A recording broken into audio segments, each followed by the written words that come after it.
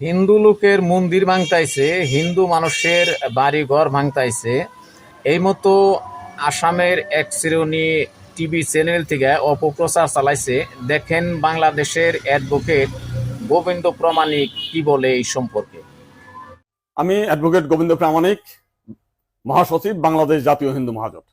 গতকাল বিকালে শেখ হাসিনার পদত্যাগের পরে এদেশের হিন্দু সম্প্রদায় মনে করেছিল যে তাদের উপর বিশাল একটা হামলা, লুটপাট, অগ্নিসংযোগের ঘটনা ঘটবে। কিন্তু গতকাল বিকালেই বিএনপি এবং জামাতের নেতারা তাদের নেতৃবৃন্দকে হিন্দুদের বাড়িতে হামলা, লুটপাট, অগ্নিসংযোগ যাতে না হয় এবং প্রত্যেক মন্দিরে যাতে পাহারা দেয় সেই ব্যবস্থা করার নির্দেশ দেয়। এবং গতকাল থেকে আমরা দেখেছি সেই পাহারা দিয়েছে। সাধারণভাবে হিন্দুদের উপরে বড় কোনো মন্দিরে কোনো হামলার ঘটনা ঘটে নাই।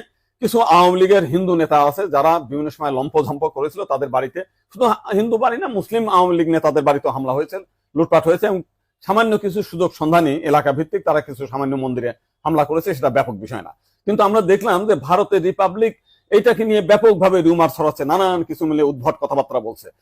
এবং আজকে দেখলাম শেখ হাসিনার নিয়ে তারা কাহিনী তৈরি করছে, বঙ্গবন্ধুর স্ট্যাচু মানে ভাঙছে, সেটা নিয়ে তারা খুব দুঃখে সাগরে ভাসছে। আমার এক সাংবাদিক ফোন দিয়েছিলাম, তাদের বলেছি যে আপনারা যদি শেখ হাসিনার জন্য যদি এত কান্না আপনাদের মধ্যে আসে, তো শেখ হাসিনা ভারতে গিয়েছে, আপনারা ভারতের প্রধানমন্ত্রী নরেন্দ্র মোদীকে সরিয়ে শেখ হাসিনাকে আপনারা প্রধানমন্ত্রী হিসেবে ঘোষণা করেন। সে ভারতও রক্ষা করতে পারবে, তা আপনার সেভেন সিস্টারও রক্ষা করতে পারবে। আপনারা তো প্রতিদিন বলতেছেন যে শেখ হাসিনা না থাকলে ভারতে সেভেন সিস্টার থাকবে না। তো এইবার আপনাদের একটা বিশাল সুযোগ আছে, আপনারা শেখ হাসিনাকে ভারতের প্রধানমন্ত্রী করেন। শুনলেন তো কি বলছে বাংলাদেশের হিন্দুরা।